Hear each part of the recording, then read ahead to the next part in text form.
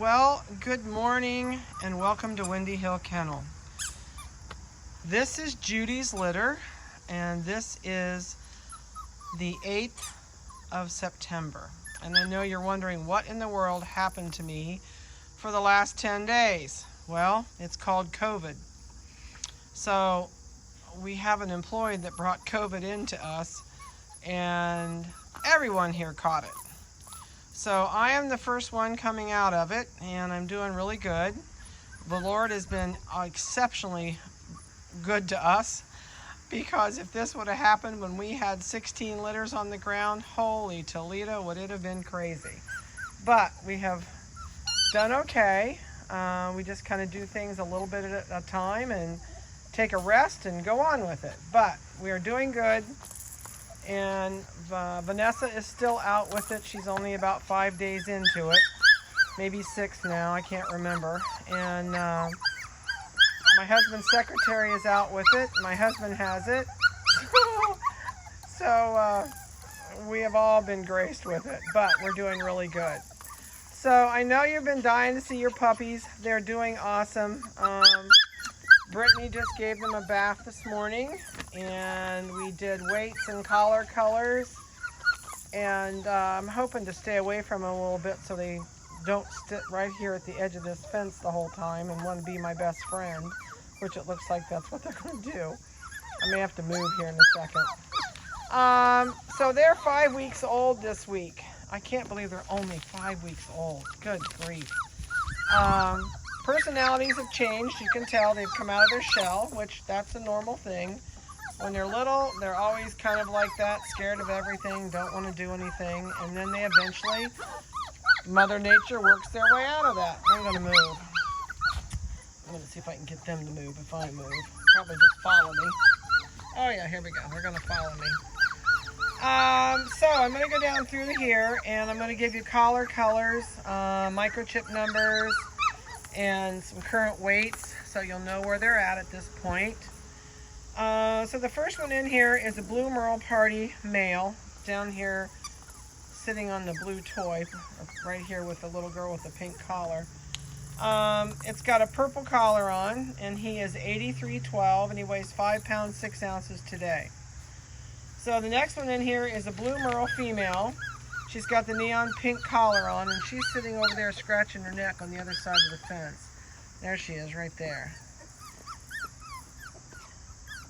She's kind of wiggling up here a little bit. So she is, that's the reverse, that's orange, I'm sorry. Neon pink's right here under me. There she is. There she is. There's the neon pink collar. There, you just got a glimpse of the corner of it. All right, so she is 8308, and she is at 3 pounds 13 ounces. Then there's the black and white male in here. He's playing over here with the hot dog, or I guess it's a hamburger. And he's 8309, and he's got a turquoise collar on. He weighs 5 pounds 7 ounces. And we've got, next is a male blue Merle, and I think he's the one with the white front feet. He's got the royal blue collar. He's right here underneath me. Whoop, he moved too quickly. There he is. On the right there. There's the blue collar. He is 8310, weighs 4 pounds 5 ounces. And let's see, the next one out here is the black and white female. And she's the little one right down here underneath me in the corner. She's got a neon green collar on. The black and white male is right behind her. And she is 3 pounds 4 ounces. So she gets the award for the smallest in here. The last one in here is the reverse Merle. And he's sitting right here. He's got a red collar on, except it's not red. It doesn't look red. It looks like it's neon orange. I think Brittany's colorblind. But anyway, he is 5 pounds on the button, and his number is 8311. So that'll give you an idea of where they're at on weights. Yeah, that's neon orange. The reverse Merle has a neon orange collar on, I'm pretty sure. But they're all doing good. They're starting to get really ornery and wild. We've got about another week, and they're going to come in the house with us, but right now they're still with Mom. And We've been putting them out in the yard to play about every other day, so they get away from Mom a little bit and she gets a break from them. But they're all doing really good.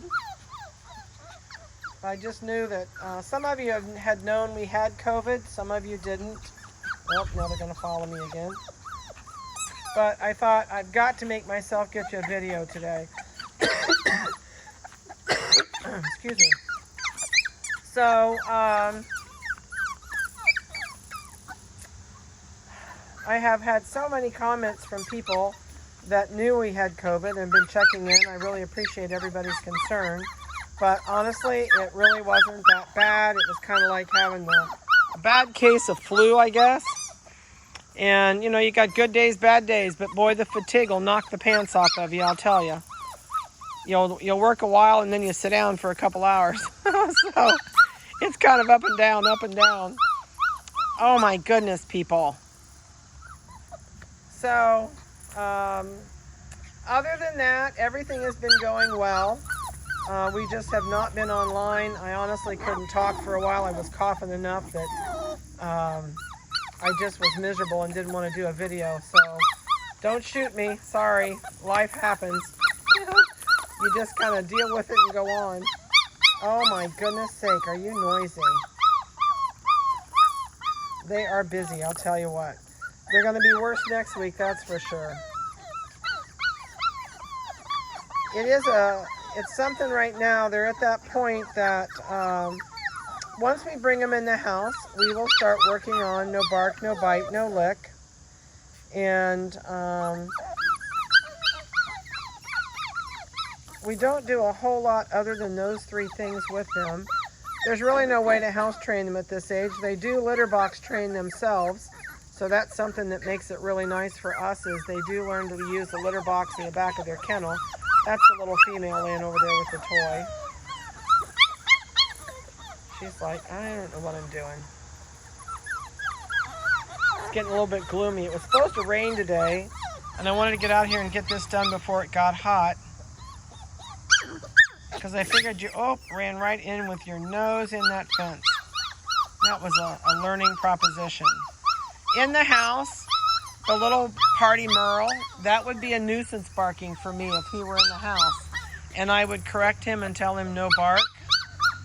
But out here, I'm not really going to do much with him. He's just having a tantrum because he can see me. I'm not looking at him, but he knows I'm standing here. I keep the camera to where he can't see my face, because once they catch your eyes, then they start to cry. But I may change his brain here in a minute. But, yeah, he's just having a tantrum. But they're doing really good. Socialization-wise, they're doing really good. They come right to us when we walk in the kennel. They want to be picked up and petted. They love to be loved on. I'm going to give him an attitude adjustment in a minute. But he's like, I'm not going to quit. No bark. No. So we'll see if that changes his mind. Sometimes you just got to break the brain pattern for a second. And once you break that brain pattern, they just kind of usually go off and get over it.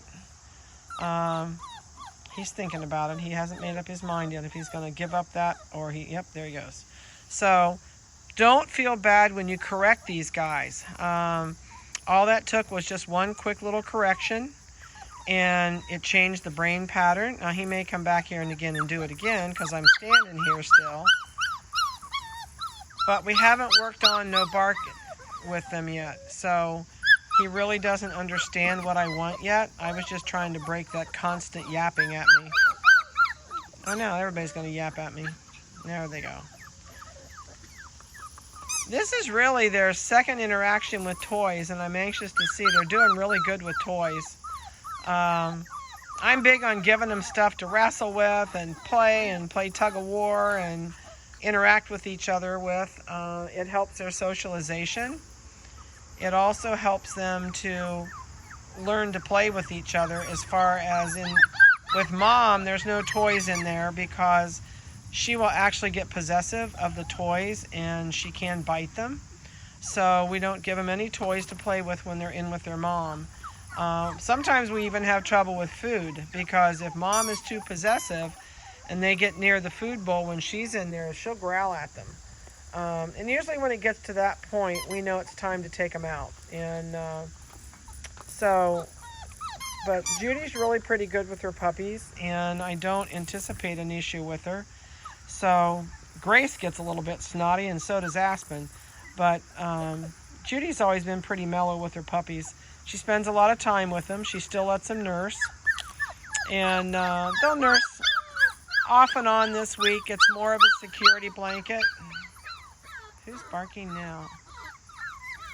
Oh, the blue collar. It's more of a security blanket, like a pacifier, to be there with mom and nurse. So it's not really as much nutritional right now because they're really eating well. And they're eating totally dry dog food. I do not soften their dog food. I never have. I don't put anything on it. Excuse me. And so they learn to eat dry right from the word go. And when you get them home, please don't water down their food. Don't put anything on it. Don't put cottage cheese on it. We give them cottage cheese separately in a separate bowl. And it's not mixed in with their dog food. It's just a little tiny bowl. They eat it in the morning and they're done, and I take the bowl out. So you're much better off if you don't start doctoring up their food, putting chicken broth on it or beef broth. Stay away from that kind of junk. You'll be much, much better off. I also remind everybody too that I feed free choice. So these puppies have a bowl of food 24/7 in their kennel. They can eat any time of the day they want.